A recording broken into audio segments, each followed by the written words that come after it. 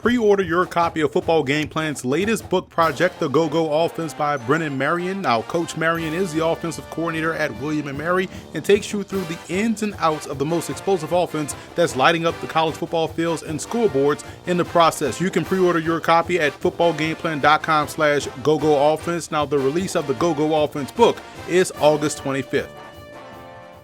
Welcome to Football Game Plan, where football makes sense. I'm Emory Hunt, the czar of the Playbook. Mike McCarthy is your producer today. It's the summertime and preseason is just around the corner in the NFL, and we'll get you ready for the upcoming 2019 NFL season as we preview the Dallas Cowboys. Now, as we kick off the season preview, let us take a look at some of the key storylines heading into the season as we go into our 4-minute offense. Down in Dallas, Kellen Moore is the new offensive coordinator, taking over for Scott Linehan. Having been on the Cowboys' 53-man roster as recently as 2018, Moore is a fresh face in the coaching ranks. He's got his work cut out for him if he wants to improve on the 23rd ranked passing offense from 2018. Look for him to run a similar scheme as Linehan, but to add more college-style plays to get the most out of Amari Cooper, Dak Prescott, and Ezekiel Elliott. Ezekiel Elliott has not played a full 16 games since he's come into the league in 2016. With that being said, he still managed to accumulate over 5,200 yards and 34 total touchdowns. In 2019, it'll be key for him to stay healthy and stay out of trouble off the field. Having had 2 suspensions of 6 games apiece, the NFL and Cowboys fans will be keeping an eye out for Zeke. Dak Prescott is a name that comes up frequently in debates about underrated NFL quarterbacks. It's warranted to argue for that point, as he's led the Cowboys to 2 division titles and been a 2-time Pro Bowler. But is he a true franchise quarterback? He's never thrown for more than 3,900 yards or 23 touchdowns, hardly eye-popping numbers in the league as it stands today. Look for Prescott to work closely with offensive coordinator Kellen Moore to eclipse the 4,000-yard mark and stake his claim for being one of the league's best quarterbacks. After the 2017 season, Jason Witten retired to work in the Monday Night Football booth. Holding the Cowboys' records for catches, receiving yards, and touchdown receptions, Witten was well deserving of his position with ESPN. He played at the highest level for 15 years, but what can he bring in his 16th season here in 2019? Leadership is to be expected, but whether or not he can contribute in the passing game is something to watch out for next season.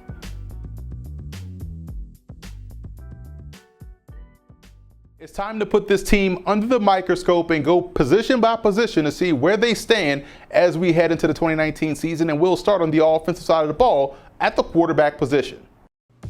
The Dallas Cowboys are in great shape at the quarterback position, in my opinion, as Dak Prescott is a franchise caliber QB. We've seen him do great things in keeping the offense on pace, stepping up in clutch situations, and having success in the postseason. They're also set at running back. I really like Ezekiel Elliott and what he brings to the table. He's a big play threat on both ends of offense, able to hit the home run from anywhere on the field. His vision, his footwork, and his balance is what makes him special. I also like the fact that Dallas was able to improve the quality of depth behind him in the draft with Mike Weber out of Ohio State and Tony Pollard, a Swiss Army knife back out of Memphis. Now, speaking of Swiss Army knife players, they added one to the receiving core in Randall Cobb via free agency. He's going to serve in a slot role for the new Kellen Moore offense, and teaming him up with Amari Cooper and second-year player Michael Gallup gives the Cowboys a potent trio of receivers to attack defenses downfield. Depth-wise, I like what they have in Tavon Austin, second-year player Cedric Wilson, and Allen Hurns. Now at tight end, they bring back a familiar face in Jason Witten, who spent last year in the Monday Night Football booth. The question is, how much does he have left in the tank, and will he stunt the development of a guy like Blake Jarwin, who started to come on strong late last season? And does that stunt the growth of both Dalton Schultz, who they drafted last year in the 4th round out of Stanford, and Rico Gathers, another project at tight end? Either way, I believe this is a very strong receiving core. Along the offensive line, getting back Travis Frederick does this unit really well. They're a strong up front. I believe 3 out of the 5 spots are solid. You're talking about Tyron Smith, the tackle. You're also talking about Frederick if he can come back healthy, and Zach Martin, the all-pro guard. But you look at a guy like Connor Williams, can he make the significant jump in growth in year 2 at left guard? And they really need La'el Collins to raise his level of play on the right side. Overall, I do believe the depth here is okay, and we'll see what growth Williams can make, like I said before, in year 2. Here's a look at how I grade out the rest of the offense, or the total offensive unit for the Cowboys.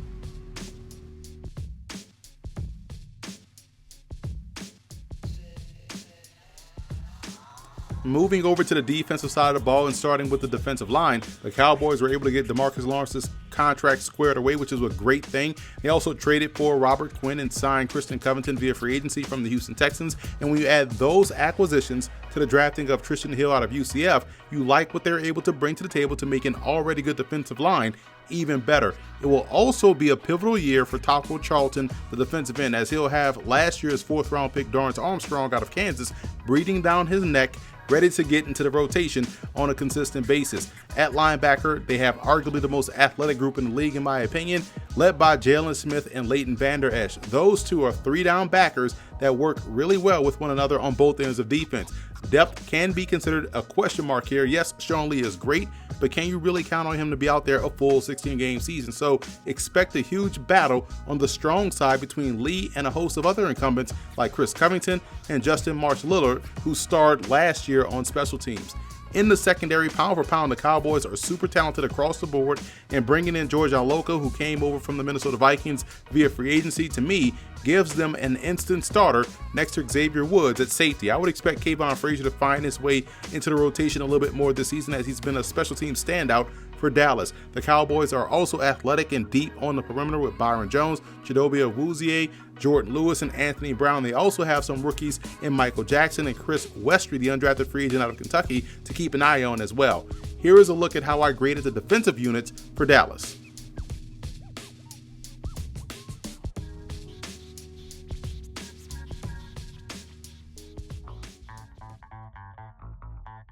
I love the personnel of the Dallas Cowboys on offense, and I'm going to draw up a play to put Tavon Austin in position to have a big play deep down the field utilizing his speed. One thing I like about what the Cowboys did this offseason is bring in Randall Cobb. So we're going to put him in the slot. I think he still has a lot left in the tank, and so we're going to utilize his ability to be a threat to get Tavon Austin, who's back here in the backfield, deep down the field. And why we put him in the backfield? Because he still has a threat as a runner, and also with his speed and elusiveness, getting him on one of these quick trap plays could spring a long run. So having him in the backfield still poses a threat of the run for the opposing defense. So they have to take this situation very seriously. So what we're going to do is put Randall Cobb in motion.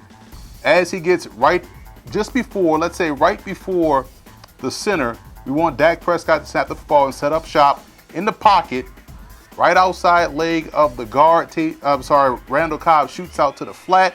We're going to have this receiver on the backside work up and try to take away both the corner and safety, which will leave Tavon Austin either one-on-one on this backer or one-on-one on an aggressive out-of-position safety. So a lot of the attention will go at Randall Cobb going in motion, plus the snap of the ball right before he gets to Dak Prescott gives the illusion of a speed sweep.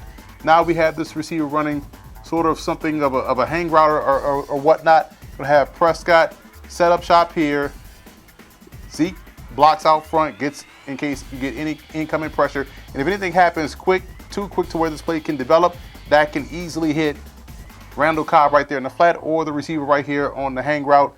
Tavon Austin is taken off down the sideline. And again, he's going to either be matched up on the backer or an out of position safety. And we know Tavon Austin has the speed to beat both guys deep down the field. Prescott has the accuracy to hit both guys deep downfield, and this is one way the Cowboys can draw up a touchdown utilizing their offensive personnel. This year in the NFL Draft, the Dallas Cowboys selected Tristan Hill, the defensive tackle from Central Florida. I think when you pair him up with Malik Collins, you have the potential for big plays on the interior and in the ability to get pressure versus the run and also versus the pass. Here's why I will utilize both guys on the field at the same time, especially in crucial situations. Let's call him Tristan Hill right here. We're going to put Malik Collins right here. Both guys are very quick off the ball. They're very explosive. They can be disruptive. And we know anytime you get disruptive pressure on the interior, you have a great opportunity to disrupt the play as a defense. And what we're going to have is contained pressure on the outside. Actually going to stunt this defensive end here, bring him in, because we want to try to create a double team to free up one-on-one opportunities for both guys. We know both guys are very quick. They're very explosive. And it gives them an opportunity to really beat one-on-one protection. So we're going to have gap exchange here. He has contained. But what we're going to do is cross the face of the center with Malik Collins first. He's explosive, but he's also powerful. So we're trying to create that double team here. We hopefully are going to get this double team here because of the defensive end crossing the face of the tackle. Quick pressure gets inside. You want to get help. Then we bring Tristan Hill on a twist and allow him to get back there in the backfield, hopefully creating some type of defensive pressure to disrupt this play. Again, the Cowboys have two unique defensive tackles. Malik Collins, I really like, and Tristan Hill. Both guys working with Rod Marinelli could create a lot of problems for opposing offenses this upcoming season.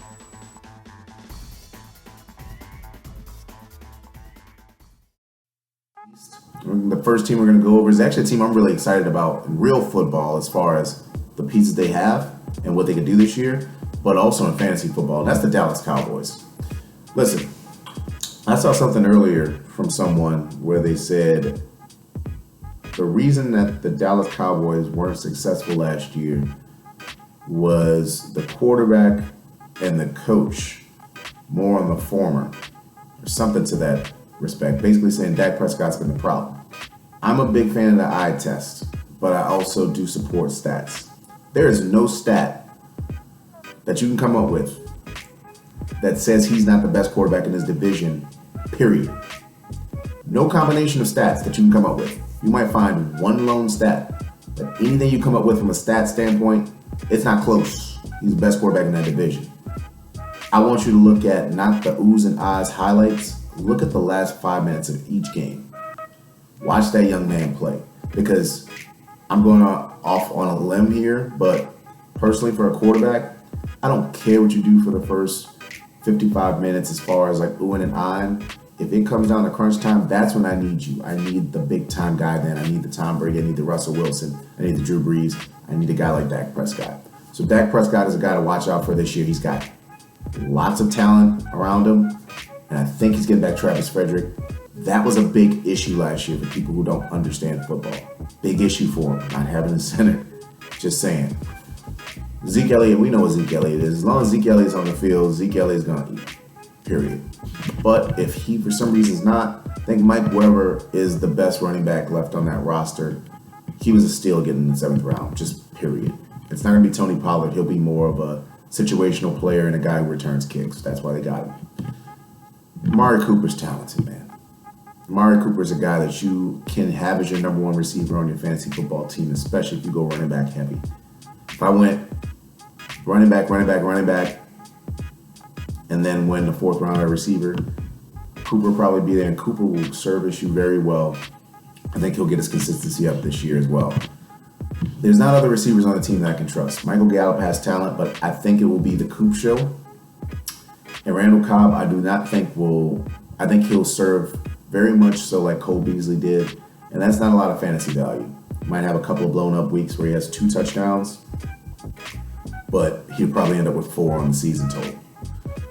And then there's a guy to watch out for where, listen, if you're just looking for a tight end who's going to get targets, who's going to probably score a few touchdowns, Jason Witten's back. There's nothing exciting about Jason Witten but consistency.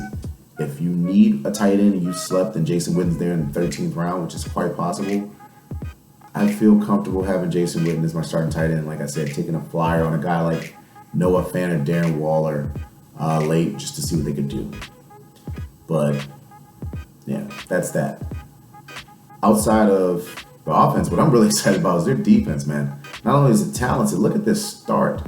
They get to play at home against the Giants. Usually a tough game for them, but not a lot of points put up.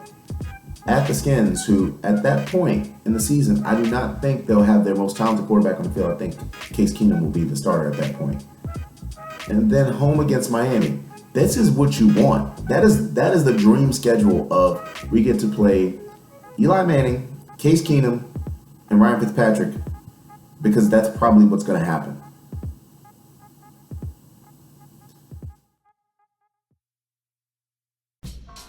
Troy Anthony here, bringing you the best bets for the Dallas Cowboys.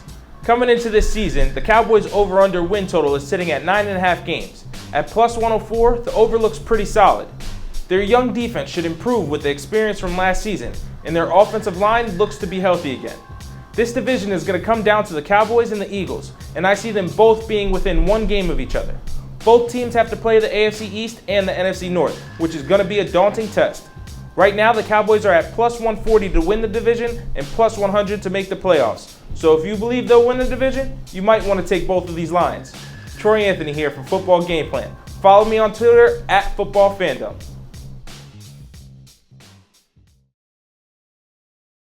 I'm David Hassagen, and this is Huddle Up with Hassagen, as we'll fire off some quick-fire takes on the Dallas Cowboys, starting with this year's breakout candidate. Emery, who do you like? I like Michael Gallup, the receiver. He started to come on late last season and became a really good target for Dak Prescott. I think he takes the next step this year. Defensively, I look at Doris Armstrong. They're looking for a guy to bring it off the edge. They bring in Robert Quinn via free agency. Armstrong, the second-year guy out of Kansas, has an opportunity to step up and be that player, that pass rusher coming off the edge. No first-round picks for the Dallas Cowboys this past draft. Who are the big rookie impacts to watch for? I would say Connor McGovern, the offensive lineman, because he can play center, he can play guard. They're going to need some help on the interior, building that depth. We saw this last year without Travis Frederick. Let's hope Travis Frederick comes back healthy and ready to go. But if not, Connor McGovern, I think, is going to have to step up and play a huge role, so he could be an impact rookie. Tristan Hill, the defensive tackle out of UCF, big fan of his game, explosive, dynamic, going to a great situation where he's going to be paired up with a great defensive line coach, and Rod Marinelli has a great chance to stand out. Who are the training camp surprises that we saw at Dallas this year? I think people forget about Cedric Wilson, the wide receiver out of Boise State. He was hurt all of last year as a rookie. Now he's back healthy. He was a fantastic receiver for the Broncos in college. Now Dallas gets another threat, a guy that could be a deep threat down the field for Dak Prescott. I think keep an eye on him. And Michael Jackson, the cornerback from Miami. I think people will be surprised with how strong and how solid of a player he is. Has good all-around game, can press, can tackle, got ball skills. I think he's going to be excellent.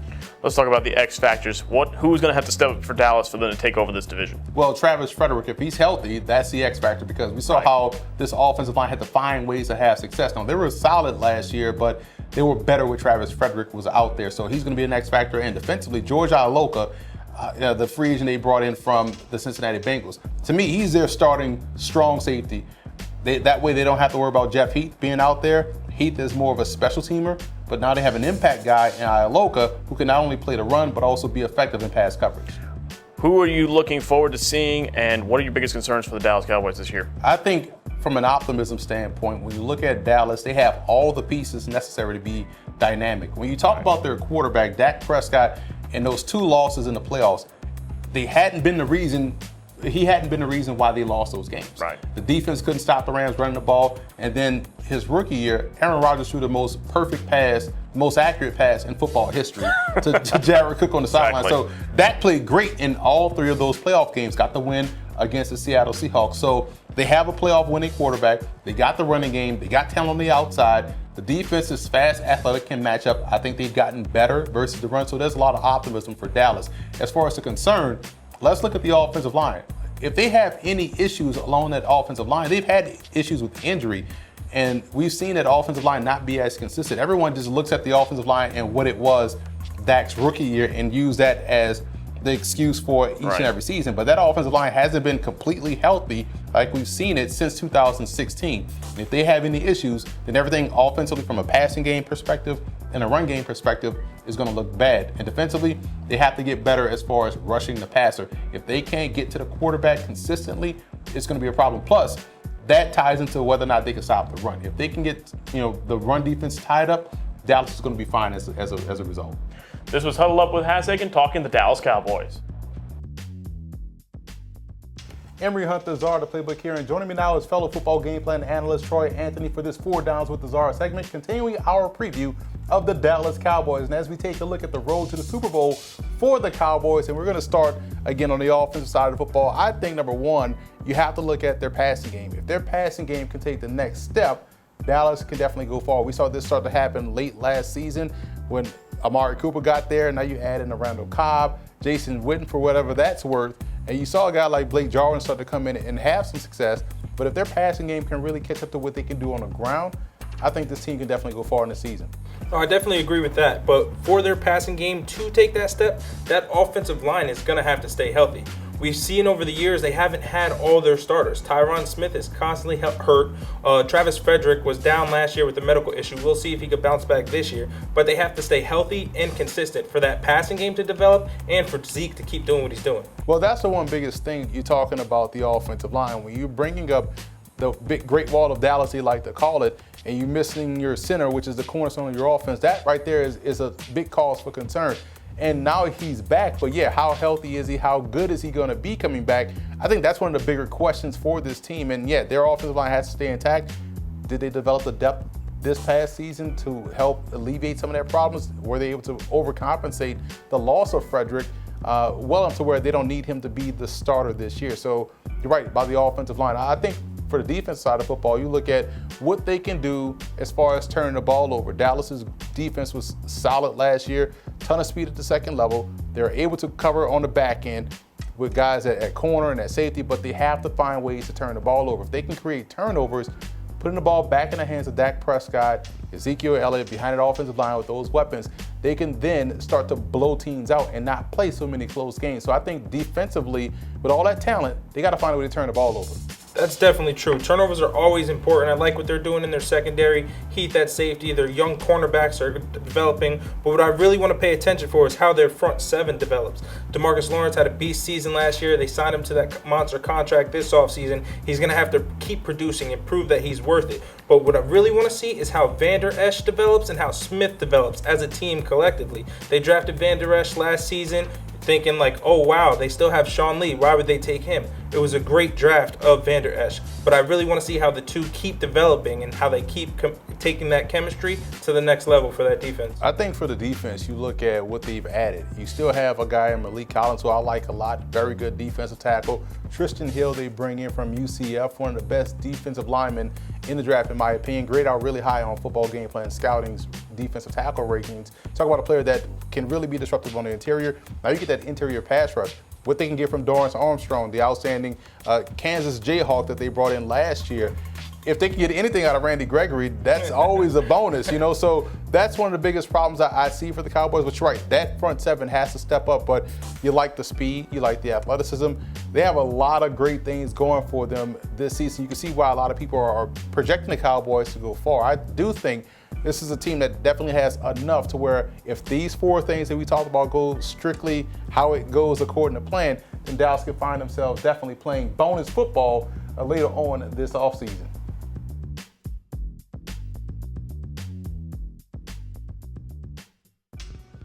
I have the Cowboys finishing first in the NFC East. I think they're the most complete team in the division on both sides of the ball. The Cowboys have quietly drafted well and made key free agent moves to put together this 2019 team, which could find them playing deep into the playoffs this season.